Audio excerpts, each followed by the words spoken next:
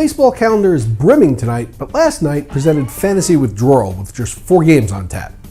But that doesn't mean shit didn't happen. Kyle Blanks went 4 for 5 with 3 RBI and is now hitting .284 with 8 home runs and 30 RBI, filling in for the injured Yonder Alonso. I think people forget how hot of a prospect he was a few years ago because of all his injuries. It'll be interesting to see how the Padres play this when Alonso comes back. One would think they need to find regular at-bats for him in the outfield. After converting his first 13 save chances, Jonathan Papelbon has now blown 3 straight and 4 of his last 5.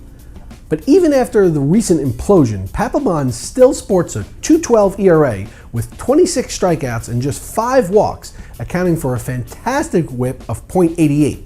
So it's not like he's getting shelled. Unless his peripherals change, you need to keep running him out there. On a separate note, now's a great time to trade for him, or for a box of donuts. Papelbon's blown save came at the expense of Cliff Lee, who lost nothing with age and is throwing like a pitching machine right now. Another 8 innings, just 2 earned runs, 1 walk, and 7 strikeouts. On pace for an 18-4 season with 220 strikeouts and an ERA under 2.5 and a whip well under 1.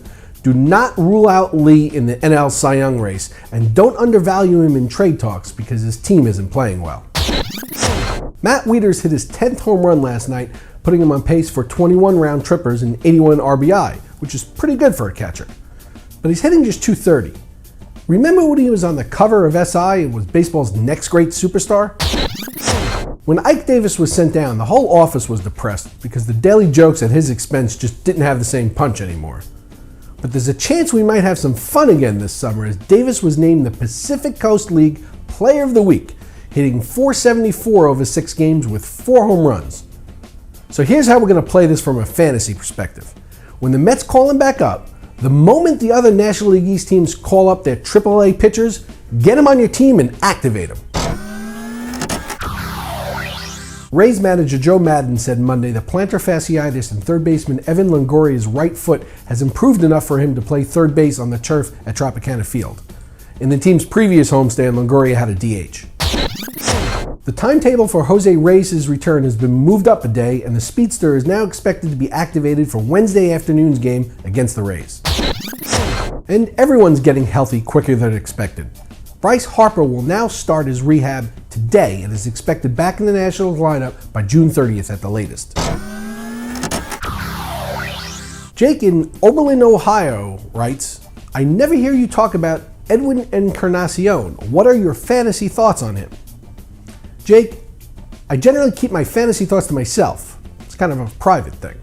But for you, I'll lay it all out there. Edwin has developed into one of the premier power hitters in the game. Last season, he hit 42 home runs and drove in 110. I expect him to surpass both those metrics and score over 100 runs as well.